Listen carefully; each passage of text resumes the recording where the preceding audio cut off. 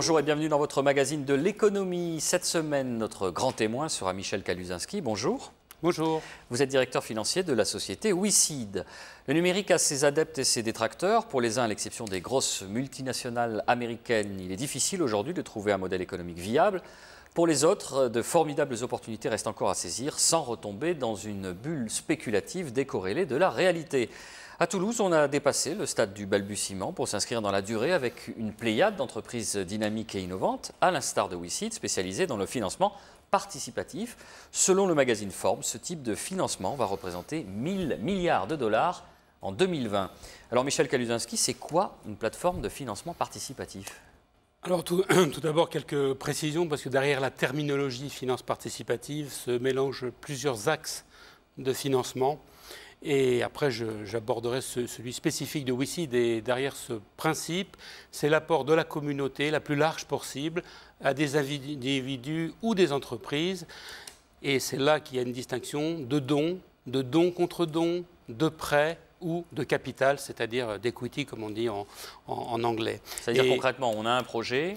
On a des projets d'individus ou de sociétés. En face, il y a la foule qui va participer à ce projet, soit en amenant, alors c'est le cas le plus connu aujourd'hui de dons à des projets sans aucune contrepartie, ou alors de la contrepartie, et plus classiquement et prosaïquement du prêt ou de l'apport en capital, qui sont des notions très classiques en économie, mais pour lesquelles le crowdfunding va apporter des principes totalement différents de partage entre une communauté et des porteurs de projets. Alors, et c'est là où WeSeed...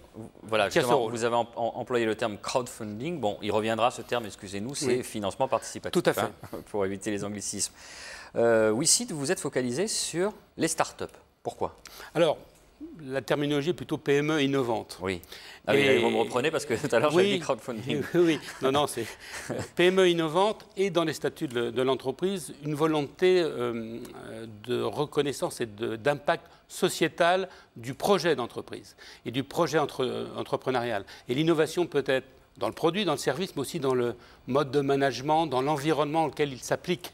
Et c'est en ce sens-là que ce modèle n'est pas figé, et qui, lors de sa création, il y a bientôt 5 ans, un petit peu plus de 5 ans, est en train d'apprendre en marchant, et ses principes sont en train de s'écarter, non pas du début, du principe de PME innovante, mais de PME à valeur ajoutée sociétale importante, qui permettront à des investisseurs, donc la foule, d'être attirés par le projet entrepreneurial. Est-ce qu'on peut donner quelques exemples de petites pépites que vous avez aidé à pousser grâce à ce financement participatif ? Alors, tout à fait. Et très tôt dans l'existence de WeSeed, s'avère dans des filières totalement différentes, que ce soit de la santé avec Antabio, qui travaillait sur des antibiotiques. Ça, c'est les antibiotiques du futur. Voilà. C'est une réussite particulièrement éclatante. On peut même focaliser dessus. Puisque autant WeSeed est la première plateforme au monde à faire du capital risque en finance participative, c'est aussi la première à avoir une sortie en moins de 2 ans très positive, avec une plus-value que les investisseurs ont reconnue. Ce qui n'est pas le cas des autres exemples courants, puisqu'ils se font pratiquement une nouvelle plateforme tous les mois. On a d'autres sujets très très intéressants. New Wind, par exemple, l'arbre à vent. C'est un concept designé d'arbres avec des éoliennes verticales qui permettent une autonomie ou quasi-autonomie énergétique pour une maison, un ensemble industriel. Il y a actuellement, effectivement, au centre d'essai des télécommunications de Lannion, un deuxième arbre qui va être conçu. Donc la phase pré-industrielle a été soutenue par WeSeed et nous sommes en train de faire une levée de fonds pour la phase d'industrialisation, donc de revenir en développement. On a d'autres projets très intéressants de robotique pour le maraîchage, de panneaux solaires ou d'éléments plus de services associés à travers le web. Ça veut dire que, bon, moi je suis un petit investisseur, j'ai envie d'aider certaines startups, je vais chez vous, je regarde, il y a, passez-moi l'expression, un genre de catalogue et en fonction de mes critères personnels, je choisis tel ou tel et j'investis. Alors tout à fait. Alors déjà, c'est l'inscription dans une communauté. Aujourd'hui, c'est près de 25 000 membres. Oui. C'est important ce mot pour vous ? Qui sont inscrits. Oui, parce que vous verrez, il y a un effet d'auto apprentissage de la communauté par les autres. Il s'avère que la relation à l'argent, surtout de l'investissement, est quelque chose qui apparaît comme affaire de spécialistes.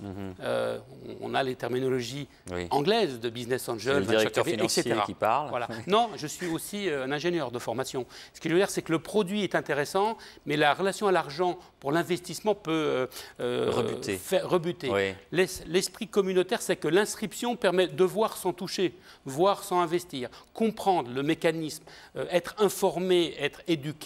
Et puis ensuite, il y a une phase qui est originale chez WeSeed qu'on ne trouve nulle part ailleurs, ni dans nos concurrents, ni ailleurs en Europe, c'est la notion de vote de la foule préalable à la période de financement. C'est-à-dire que la foule va s'investir qualitativement, intellectuellement, pour apporter sa compétence par des notions. Il y a un réseau social interne de questions-réponses aux entrepreneurs qui vont les aider à valoriser leur projet, mais surtout à l'affiner. Donc il va y avoir un top 50 des projets. Alors, il n'y a pas un top 50, on reçoit une centaine de projets. Pour une centaine de projets, il y en a un qui va arriver en financement. C'est-à-dire qu'il y a un criblage par nous-mêmes, parce que le projet est à papier ne passera pas là-bas, mais il y a déjà la communauté qui, par ses questions, son appétence, son goût à accompagner le projet entrepreneurial et surtout sa connaissance, parce que cette foule, comme disent certains, chante juste à raison, et la multiplicité des avis va aider à faire passer les barrières intermédiaires.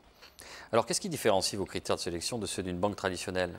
Alors, une banque traditionnelle, de manière générale, ne rentre pas dans le capital, elle fait du prêt. Oui, mais elle a un système de scoring aussi. Oui, mais le vôtre a l'air d'être ce criblage, a l'air d'être plus ouvert sur certaines valeurs. Mais nous, c'est plutôt le scoring des investisseurs en capital, qu'on appelle business angel, venture capitalist, equity fund, qui cherchent dans l'investissement qu'on appelle en haut de bilan, c'est-à-dire partenarial, actionnarial au sens d'acteur au capital, à rechercher des plus-values dans un terme plutôt court, mais avec une forme d'accompagnement plutôt limité. L'objectif est assez financier, il est parfois de l'aventure technique, des filières comme la santé ou des filières comme les TIC, par exemple, ou l'économie numérique, où certains veulent mettre leur poids monétaire.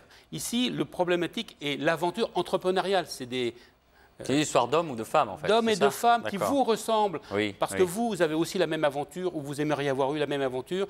Et ce coup de pouce initial, qui est de centaines de milliers d'euros nécessaire pour garantir un bon démarrage dans cette phase où on appelle, en anglais encore, l'equity gap, c'est-à-dire qu'on manque de capitaux pour passer la phase de l'idée au pré-développement, il faut à ce moment-là avoir cet accompagnement. Et donc c'est aussi cette aventure entrepreneuriale qui est accompagnée et qui crée la différenciation.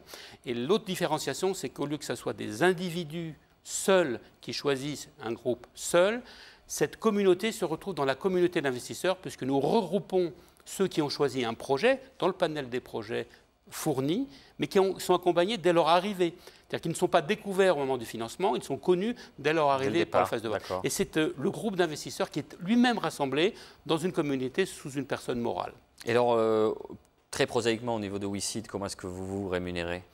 Alors, WeSeed a deux acteurs, deux formes de clients. Les investisseurs sont une forme de client. On leur offre une plateforme qui amène des projets, qui leur amène la continuité de gestion, la qualité d'arrivée des deal flows et surtout va agir pour les investisseurs puisqu'on les regroupe dans des sociétés intermédiaires, des SAS, qui seront dédiées à chaque projet. On sera directeur de participation, non des investisseurs. On fera tout le jeu administratif, juridique en leur nom et on servira de relais administratif et juridique. Au lieu d'aller individuellement avoir 100 ou 150 personnes qui viennent dans des AG, on est une représentation. Donc, on amène de la qualité de projet par la sélection, par l'offre, je dirais, de visibilité communication, ça pour les investisseurs. Donc on a une partie de frais de gestion au cours de la vie du projet qui est ponctionnée sur la partie investisseur. Par contre, côté projet, on leur apporte l'écho et la visibilité sur 25 000 personnes, on leur apporte les capacités de financement.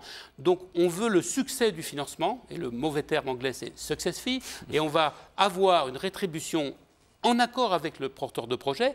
Dès la phase de vote, on saura l'appétence d'une communauté, on déterminera le volume qu'on va mettre en recherche de financement, qui n'est pas le volume total, qui est le volume qu'on pense atteindre sur la plateforme. Le volume pourrait être de 500 000, on va peut-être mettre que 50 000 ou 100 000. Et le succès de ce tour de table, mais qui est au sein de la communauté, nous donnera une rémunération, plus des frais de dossier classiques, comme on trouve dans n'importe quelle société de financement. Et, j'en ai pas terminé, et là on partage le risque.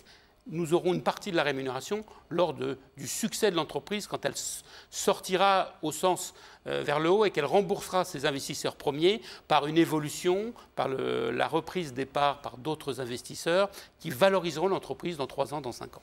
Alors donc ça marche pas mal. Ça marche assez bien aujourd'hui. Énormément de concurrence. Mais j'imagine que l'État a dû s'intéresser à ça. Il doit y avoir des règles législatives qui sont venues encadrer cette pratique qu'ils ont dû juger au départ un peu anarchique. Et donc aujourd'hui, non, il s'est dit, tiens, il y a peut-être des moyens de mettre le nez là-dedans, voir si c'est fait correctement, voir si on peut récupérer par le biais de taxation. Alors effectivement, le cadre légal du ministère des Finances est imposé de toute façon à tous les outils financiers en France.